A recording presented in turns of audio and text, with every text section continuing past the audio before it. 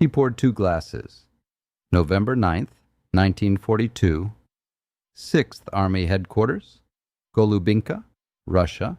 General Friedrich Paulus set 1 glass in front of his adjutant and kept the other.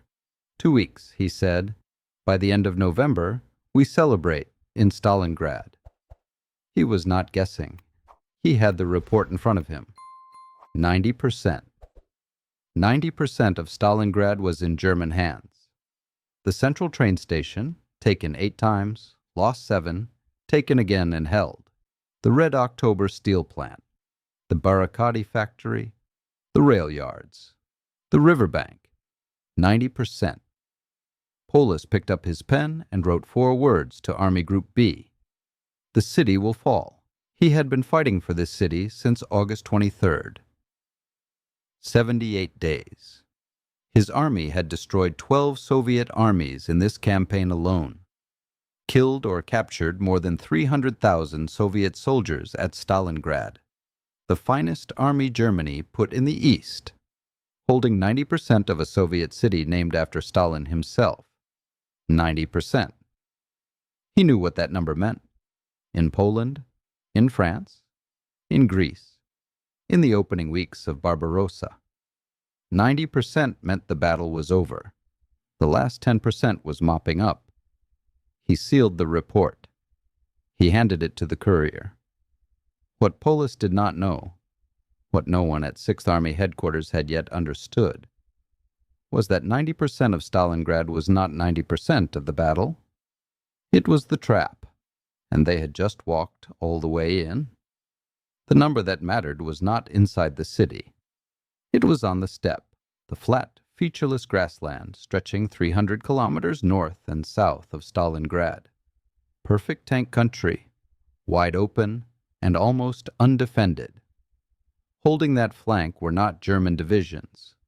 Romania, Italy, Hungary.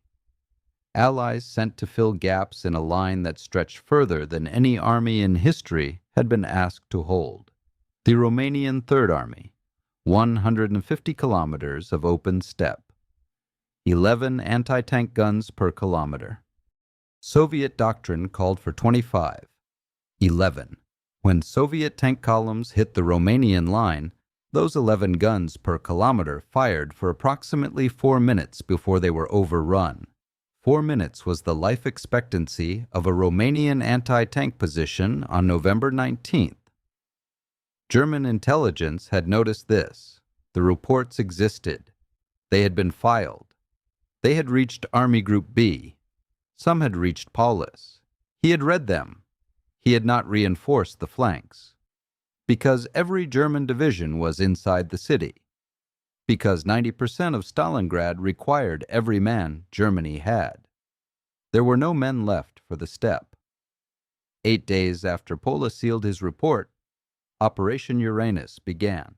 1 million Soviet soldiers, 1,000 tanks, 13,000 artillery pieces, massed in secret on the steppe, moving only at night, radio silence maintained, tank tracks brushed over by men walking behind with brooms.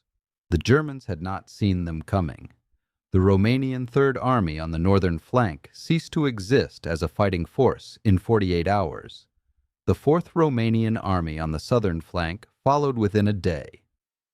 4 days after the offensive began, the 2 Soviet armored columns met at the town of Kalak, 50 kilometers west of Stalingrad. The circle closed.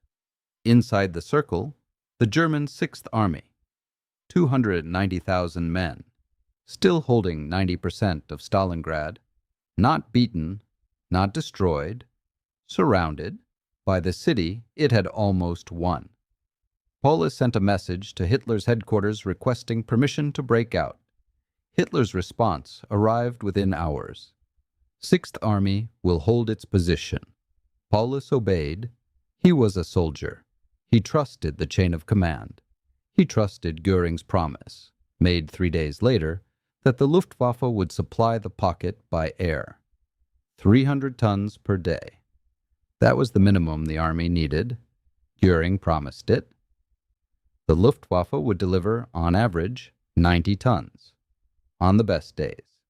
90%, 90 tons.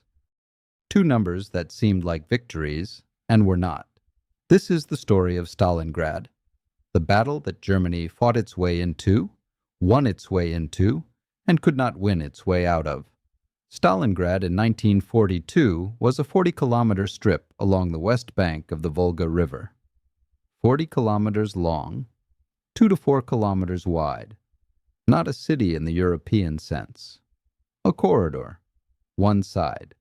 The Volga, the largest river in Europe, fast and wide. In summer impassable to armor. In winter frozen solid enough to drive a truck across.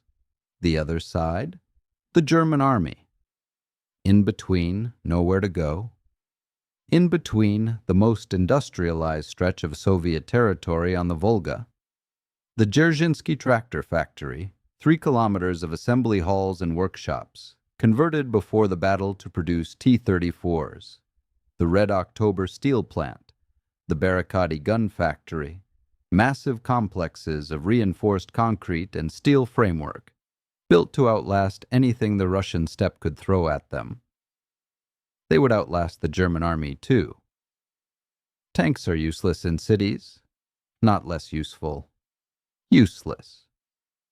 A Tiger I, the finest tank in the world, cannot turn its turret fast enough to engage a man with a grenade at 10 meters. The turret traverse speed was designed for open field engagement at 800 meters. At 10 meters, the man with the grenade is already inside the dead zone. The first week taught the Germans this. They stopped sending tanks into the streets.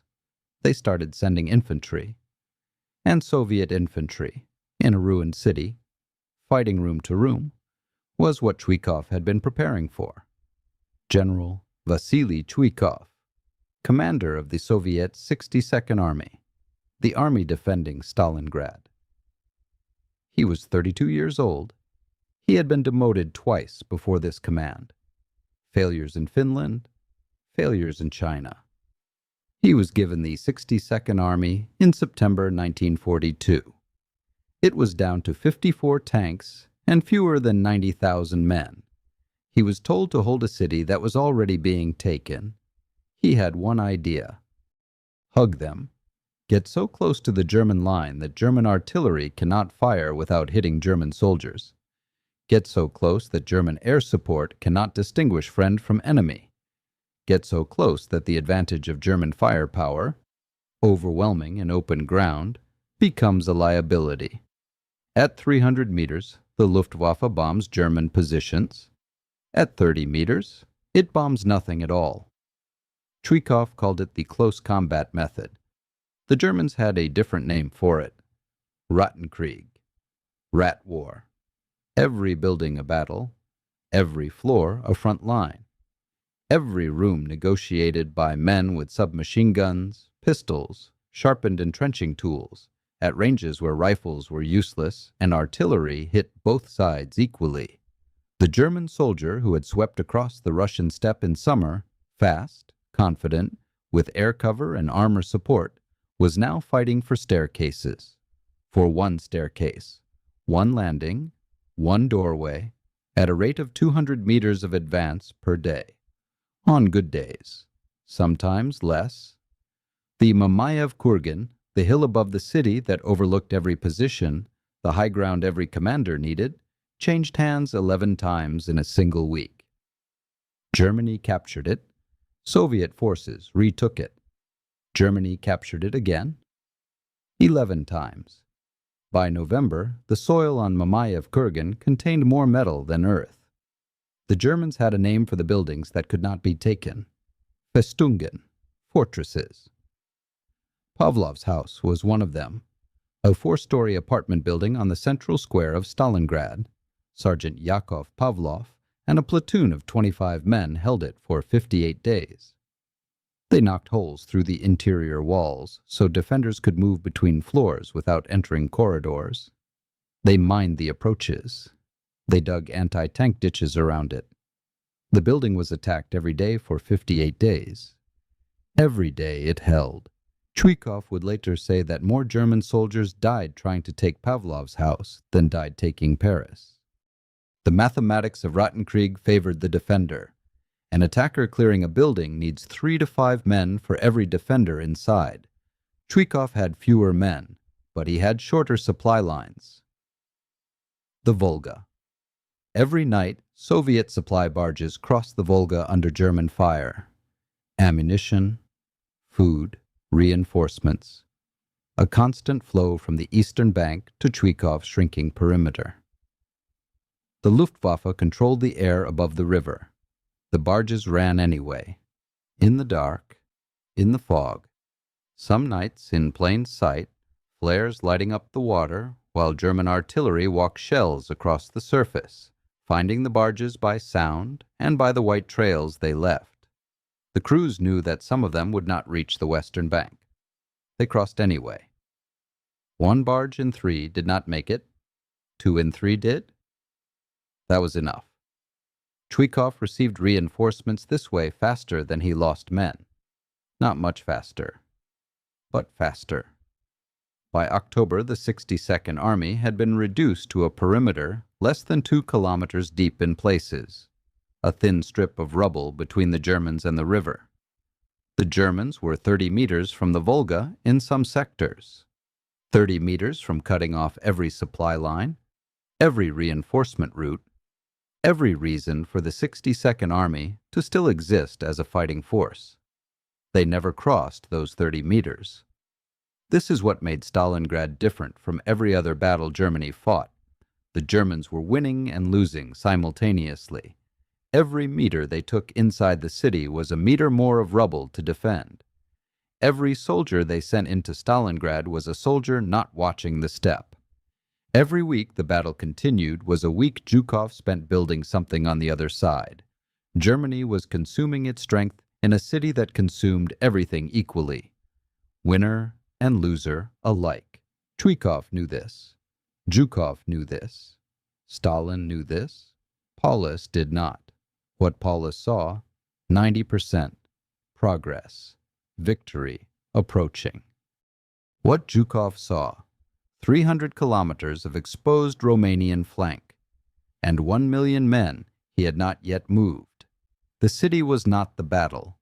The city was the distraction, while the real battle was being prepared.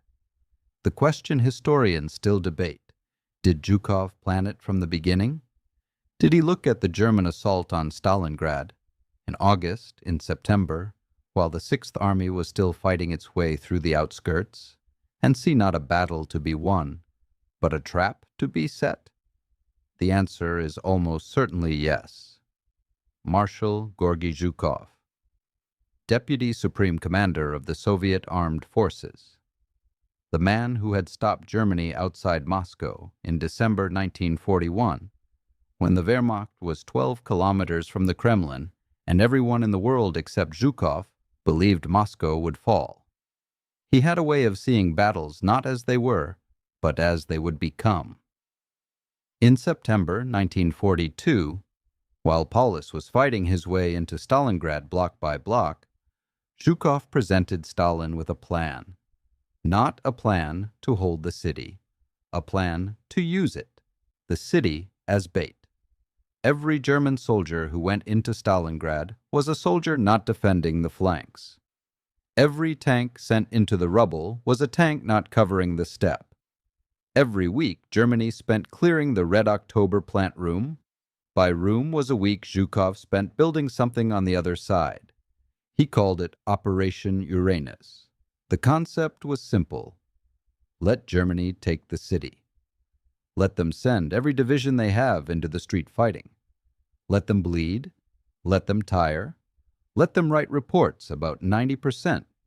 Then hit the flanks, not to relieve Stalingrad, not to push Germany back, to go around Stalingrad entirely, to encircle everything inside it. The buildup took 2 months. More than 1 million Soviet soldiers assembled on the steppe north and south of Stalingrad. They moved only at night. Radio silence was total. Any transmission monitored by German signals intelligence. Tank columns were spaced wide apart, their tracks swept over by men walking behind with brooms. Aircraft were hidden under camouflage netting at forward airfields that German reconnaissance had no record of. The unit commanders knew their own objectives, but not the objectives of the units beside them. Only Zhukov and Stalin knew the shape of the whole.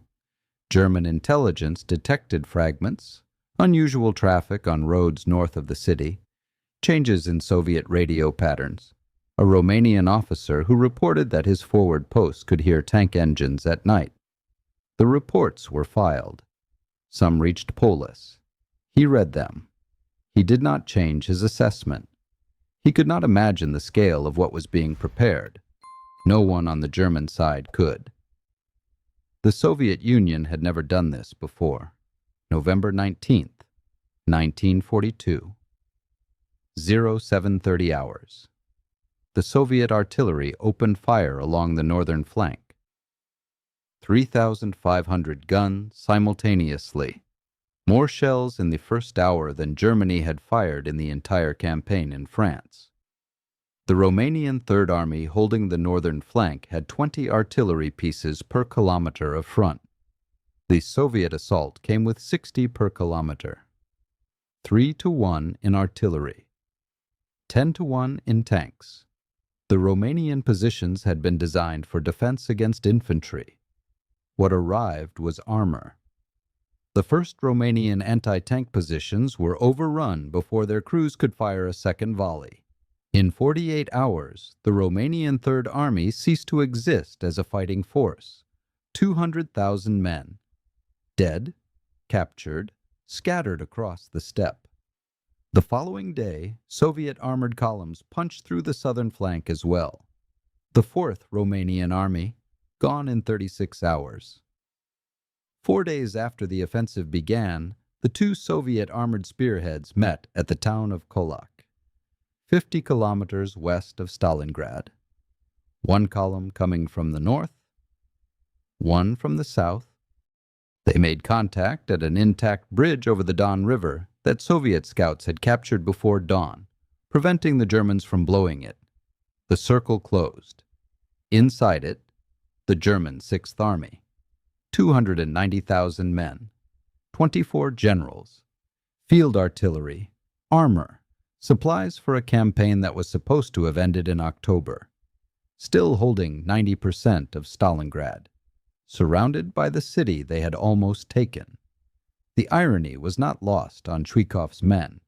For months they had been the ones with their backs to the river, 30 meters from the Volga, 30 meters from annihilation. Now the Germans had their backs to the steppe. And the steppe was Soviet. Paulus requested permission to break out within hours of the encirclement. The ring was thin in places. His armored division still had fuel. A concentrated thrust to the southwest might have broken through. General Hube, commanding the 14th Panzer Corps, was ready to move. Hitler's response arrived quickly. The Sixth Army will hold its position. I will not abandon Stalingrad. That order sealed 290,000 men inside a pocket that had no supply line, no air corridor, and no exit. It also gave Zhukov what he needed, a stationary target. Paulus had options. He knew it immediately. Every senior officer knew it. The encirclement was new. The Soviet ring was thin in places, not yet reinforced, not yet consolidated. A concentrated armored thrust to the southwest, executed in the first 72 hours, might have broken through. General Hans Hube, commanding the 14th Panzer Corps inside the pocket, was ready to move. He had fuel. He had ammunition. He had 4 panzer divisions still combat effective. He requested permission to break out. Hitler said no. Stalingrad was not a tactical position. Not to Hitler. It was the city that bore Stalin's name. Taking it, or holding the claim of having taken it, was the irreversible symbolic proof that the Soviet Union was finished. Giving it up, even temporarily, even to save 300,000 men, was unthinkable. The Sixth Army will hold its position. Paulus obeyed. He was a soldier. He had built his career on the Prussian tradition of obedience to the chain of command. He believed in Goering's promise. He believed the airlift would deliver. He believed that if he held long enough, a relief force would reach him. He believed all of this with the conviction of a man who had been right about everything else for 3 years. December came. Temperature, -20. Then -30. Then, on the worst nights of January, -40 degrees Celsius. At -40, exposed skin freezes in 4 minutes. At -40, engine oil congeals. At -40, the wounded who could not be moved froze where they lay. The Sixth Army had not been issued winter equipment. In September, before the encirclement, Paulus had assured Army Group B that the city would fall before winter. Winter equipment was not needed for an army that would not be there by winter. Now, 290,000 men in summer uniforms at -40 degrees. They wore newspaper under their tunics. They stripped uniforms from German dead. They stripped uniforms from Soviet dead. They burned the wooden stocks of their rifles. They slaughtered their horses, first for food, then, when the horses were gone, for the hide. The daily ration inside the pocket by January, 200 grams of bread. Some days less, some days nothing. A combat soldier requires 3,000 calories per day to function at full effectiveness. The men of the Sixth Army were receiving 300. Paulus sent reports to Hitler's headquarters. The reports described starvation, frostbite, men too weak to dig their own defensive positions. Hitler read the reports. He ordered the Sixth Army to hold. On December 12th, Field Marshal von Manstein launched Operation Winter Storm, a relief column fighting toward the pocket from the southwest. He got within 48 kilometers of the pocket perimeter. 48 kilometers. Paulus refused to break out to meet him. He was waiting for Hitler's permission. He was waiting for the airlift to deliver what it had promised. He was waiting for orders that would not come in the form he needed. Manstein's column was stopped, driven back. The last chance for the Sixth Army closed on December the 23rd, 1942. Goering had promised 300 tons per day. He was not guessing. He was lying. The Luftwaffe's total transport capacity for the entire Eastern Front in November 1942, approximately 500 tons per day. The Sixth Army alone needed 300. The math had never worked. Goering knew this. He made the promise because Hitler needed to hear it. The reality inside the pocket: 90 tons on good days, 40 on bad ones. 0 when Soviet fighters controlled the air over the corridor. Aircraft arrived at Potomnik Airfield, inside the pocket, and found men trying to climb aboard with frostbitten hands. Wounded soldiers were loaded first. The rest watched the planes take off. Potomnik fell to Soviet forces on January 16th. The last usable airfield inside the pocket. Gone. After Potomnik, supplies were dropped by parachute. Most landed in Soviet-controlled territory. Some landed correctly. Containers of pepper and contraceptives, sent by a logistics officer who had confused the manifest. To men at -40 degrees, eating their horses. Paulus sent a final message to Hitler's headquarters on January 24th. Army heading for final collapse. 18,000 wounded without any supplies of dressings or drugs. 44,000 starving troops. What orders should I give to troops who have no ammunition and are subject to mass attack by superior enemy forces? Hitler's reply: surrender is forbidden. Sixth Army will hold their positions to the last man and the last round, and by their heroic endurance will make an unforgettable contribution to the establishment of a defensive front and the salvation of the Western world. Paulus read the reply. He folded it. He put it in his desk. He had been in this war since Poland in '39. He had built the plan for Barbarossa. He had commanded the finest army Germany had ever put in the East. He put the reply in his desk and did not respond. Here is the production table that Paulus never saw. 1942, 78,000 T-34s produced by Soviet factories east of the Urals. In the same year, Germany produced 9,500 tanks of all types combined. 1943, the year Stalingrad fell. Soviet production, 90,000 T-34s. German production, 12,000 tanks. The ratio, 7-1. This was not a gap. A gap can be closed. This was a different industrial civilization operating at a different scale, with a different relationship between the state and the factory.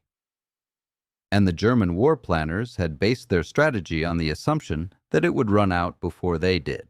They were wrong about the assumption from the first day of Barbarossa. Soviet factories had been moving east since 1941. Entire plants dismantled, loaded onto rail cars, and reassembled beyond the Urals while the Wehrmacht was still west of Moscow. The Chelyabinsk tractor factory, Tankograd the workers called it, Tank City, was producing T-34s at a rate no German factory could match.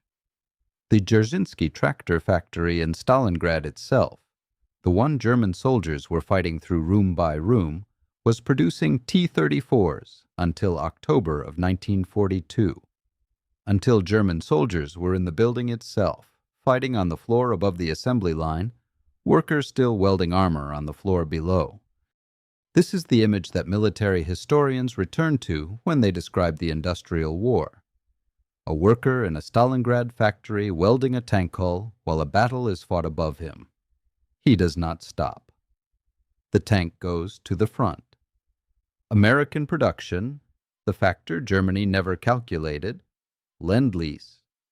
Between 1941 and 1945, the United States delivered to the Soviet Union 400,000 trucks, 14,000 aircraft, 13,000 tanks, 15 million pairs of boots, 15 million pairs of boots.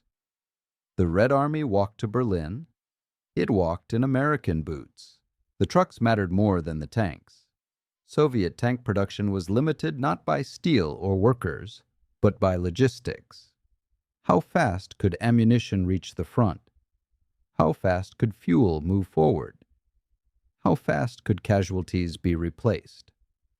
American trucks solved this problem. Without Lend-Lease trucks, the Soviet counteroffensive at Stalingrad would have moved at the speed of horses and boots. With them, it moved at the speed of 400,000 engines. Hitler had been told about Lend-Lease. He dismissed it. He believed, as he had believed about the Soviet Union, that the numbers were propaganda, that the quantities were exaggerated, that a country as divided as America could not sustain the effort. He was wrong about all of it. What Paulus could see, 290,000 men, 90% of a city, a supply promise from Göring. What he could not see, the factory in Chelyabinsk running 3 shifts, the boots arriving in Murmansk, the trucks moving east to west across the Russian steppe faster than his army could be resupplied by air. By January of 1943, the Soviet forces surrounding the Sixth Army outnumbered it by more than 2-1.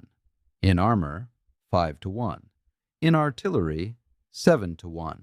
And behind those numbers, the factories, the trucks, the boots.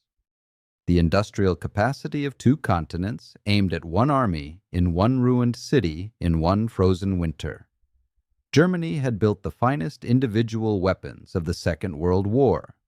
The Tiger tank, the 88mm gun, the Me-2 6.2 jet fighter. None of it was enough, because the question was never, who has the best weapon? The question was always, who has more? Paulus understood this in January of 1943, not as a strategic insight, as a physical fact. He could see it in the men who couldn't stand, in the aircraft that didn't come, in the supply containers that fell into Soviet lines. He could also see it in the Soviet forces outside the pocket. They were not running out. Every morning, new units appeared on the perimeter. Every day, the artillery increased. Every night, he could hear the trucks. He had been told the Soviet Union would run out of men. It had not run out of men. He had been told the Soviet Union would run out of material. It had not run out of material.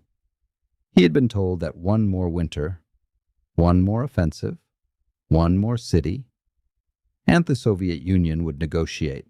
The Soviet Union was not negotiating. It was moving trucks. Inside the city, while the generals made decisions about encirclement and supply, the war was being fought one building at a time, one floor at a time, one room at a time, one man at a time. The battle had its own internal geography, a landscape of rubble that changed from week to week as buildings collapsed, as new walls were created from old ones, as the front line moved not by kilometers, but by meters. A sniper's position that was safe on Monday was exposed by Wednesday, because the wall behind it had been knocked out by artillery.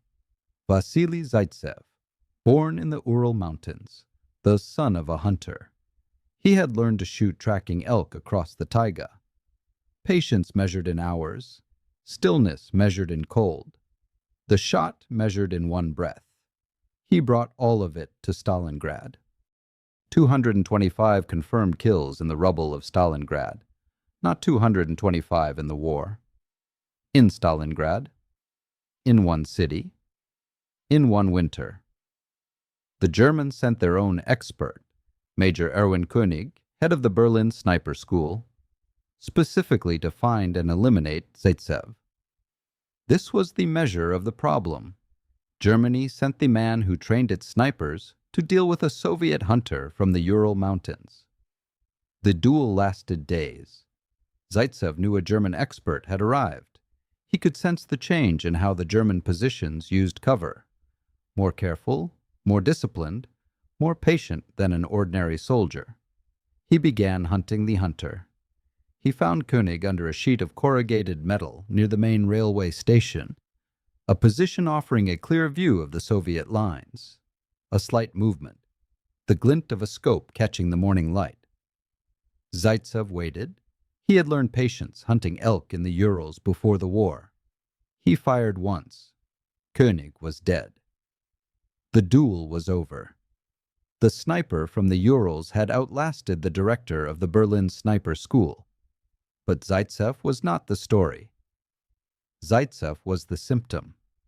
The story was that every German soldier who crossed into Stalingrad faced a Zaitsev, not necessarily as skilled, not necessarily as patient, but someone who knew this rubble the way Zaitsev knew the taiga, someone who had been fighting in this specific building, on this specific floor, for this specific doorway for 6 weeks. The Germans called them Hiwis, Hilfswillige, when they captured them, willing helpers. The Soviets called them brothers. What they were, in tactical terms, men fighting on terrain they had memorized. Pavlov's house, 25 men, 58 days. They had memorized every approach, every angle, every crack, in every wall. The Germans attacked it every day. Every day, it held. Chuikov would say later, more German soldiers died trying to take Pavlov's house than died taking Paris. That may be an exaggeration. It may not be. This is what Rattenkrieg produced at its extreme, a defensive position held by 25 men for nearly 2 months in the middle of a city where 2 armies were fighting for every floor of every building. The psychological cost to the German army was as significant as the physical cost. Soldiers who had trained for blitzkrieg, fast movement, overwhelming firepower, the psychological shock of speed, found themselves in a war where speed was impossible, where firepower killed their own men, where the shock had reversed direction. German soldiers wrote home about the Rattenkrieg, not about strategy, not about victory or defeat, about the rooms, about the sound of a man on the other side of the wall, about not knowing which doorway would be the last, about the smell of a building that had been burning for 3 weeks. The letters stopped arriving at the end of January, not because the men had nothing to say, because the pocket had closed. The last radio transmission from inside the pocket before it went silent: "We are surrendering." Not Paulus, not a general, a radio man, name unknown, from a position that no longer exists. January 31st, 1943. The southern pocket, Paulus's command group, surrounded in the basement of the Univermag department store in central Stalingrad. 2 days earlier, Hitler had promoted Paulus to field marshal. The promotion was a message. No German field marshal had ever surrendered to an enemy. Paulus was expected to understand. He understood. He did not shoot himself. A Soviet lieutenant colonel named Fyodor Ilyich Vinokurov entered the basement. He asked who was in command. Paulus identified himself. Vinokurov handed him the surrender document. Paulus looked at the document for a long time. He had commanded this army through 160 days of the most devastating urban battle in military history. He had watched it starve. He had watched it freeze. He had written the reports and sent the requests and obeyed the orders that kept his men inside the city when the door was still open. He signed. In Berlin, Hitler received the news. He did not speak for a long time. Then he began talking about Paulus's cowardice, about how he should have shot himself, about what it meant that a German field marshal had chosen captivity over death. He did not mention the winter equipment that was never sent. He did not mention Göring's promise. He did not mention the order to hold that kept the Sixth Army inside the pocket when Manstein was 48 kilometers away. He talked about Paulus for a long time. On February 2nd, the last German units in the northern pocket surrendered. The Battle of Stalingrad was over. 162 days from the first German crossing of the Don River. German losses? At encirclement, 290,000 men. Evacuated by air before surrender, approximately 25,000, mostly wounded, specialists, a few senior officers, died of wounds, starvation, exposure, or combat inside the pocket, approximately 150,000. Surrendered February 2nd, approximately 91,000 men, including 24 generals, including Field Marshal Friedrich Paulus. Of the 91,000 who surrendered, 6,000 would return to Germany after the war. 6,000.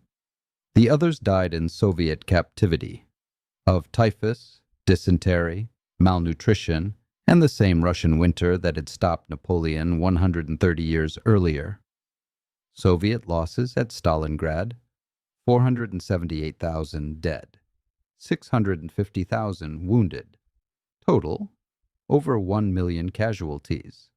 The Soviet Union lost more men and won the battle because the Soviet Union could replace 478,000 dead.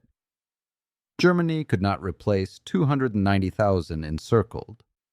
After Stalingrad, Germany never again launched a strategic offensive on the Eastern Front. The initiative passed to the Soviet Union. It never returned. The city of Stalingrad, the physical city, was gone. Not damaged, not occupied, gone. 99% of the buildings in the central city had been destroyed. The Red October plant, which German soldiers cleared room by room, floor by floor, was a skeleton of steel girders and shattered concrete, still standing, never again producing. The Volga was still there, frozen now, wide and gray under the February sky. The barges that had run the gauntlet every night were locked in the ice. They would run again in spring. Paulus spent the rest of the war in Soviet captivity.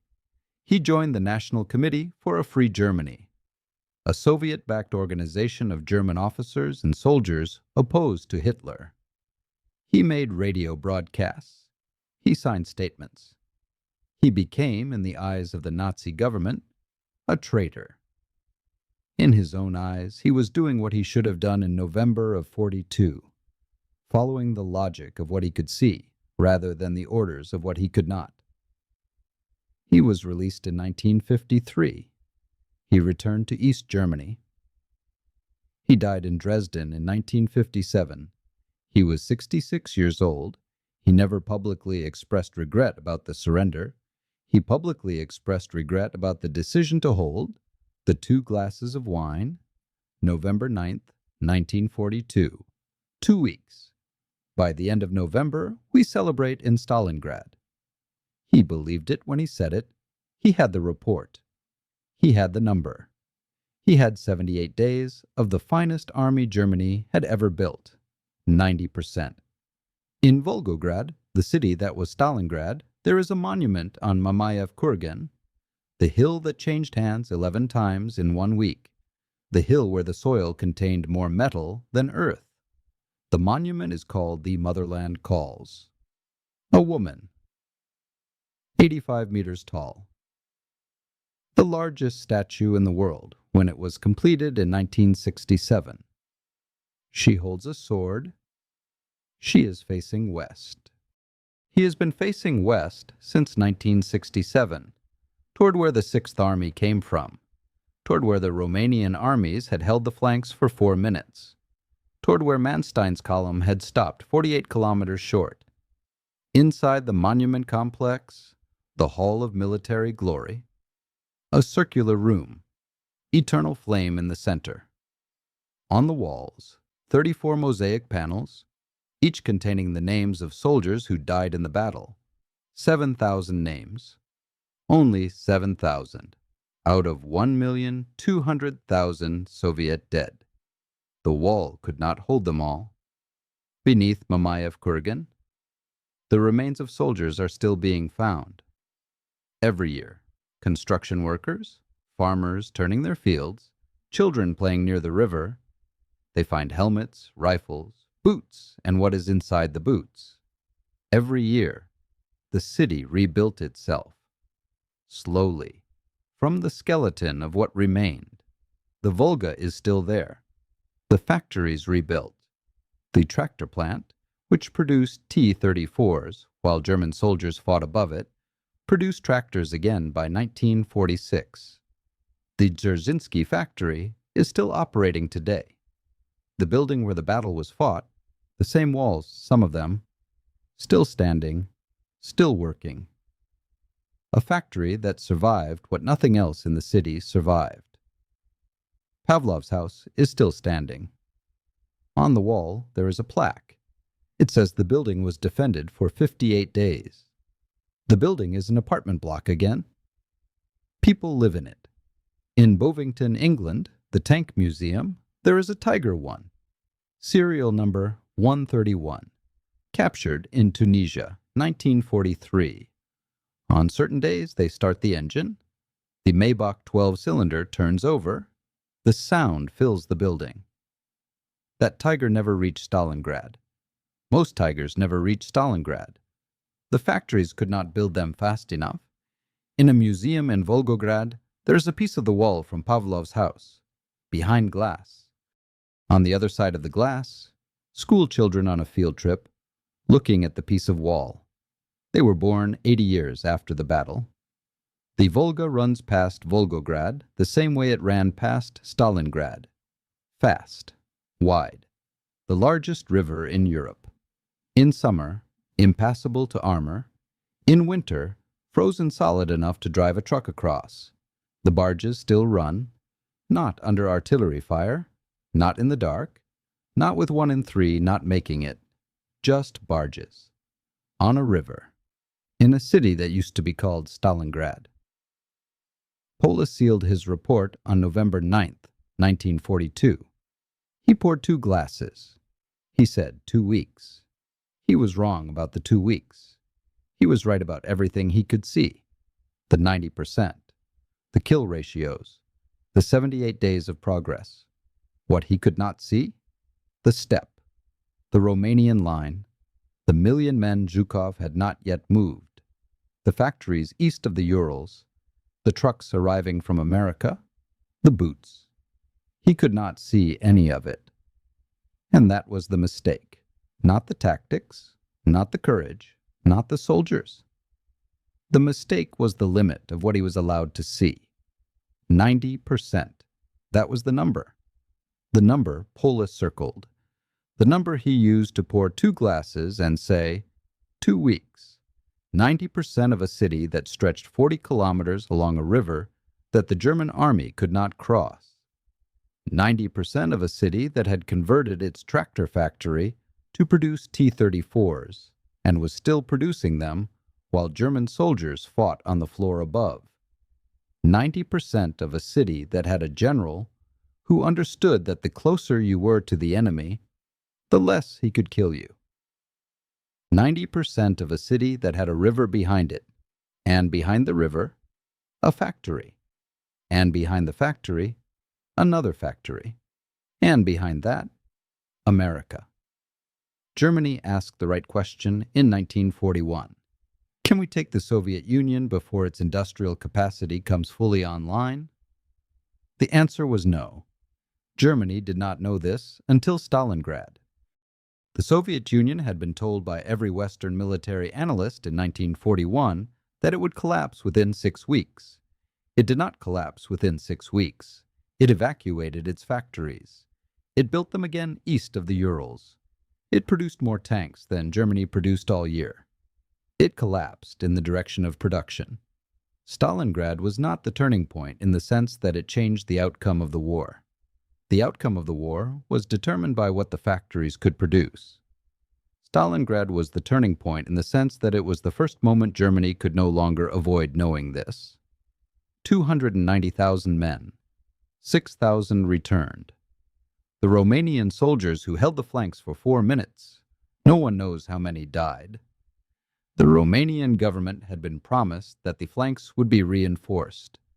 They were not reinforced. The men who died on the steppe in November of 1942 are still being found in the fields around Kalach. Zhukov lived until 1974. He was the most decorated military officer in Soviet history. He wrote his memoirs. He described Operation Uranus in detail. He did not say whether he had planned it from the beginning, whether Stalingrad was always the trap, or whether he saw the opportunity and took it. Historians still argue about this. It may not matter. What matters is what he saw when he looked at the map in September of 1942. A German army pressing deeper into a city it could not afford to hold. Protected by flanks, it did not have enough men to defend. He saw it. Paulus did not. That was the difference. In Volgograd today, the statue faces west. The sword is still raised. On certain days in winter, when the wind comes off the steppe from the direction of Kalach, it carries something that has no name in any language. Just cold. Just wind. Just the flat open ground where the armies were. 90%. It was enough to pour 2 glasses. It was not enough to win the war.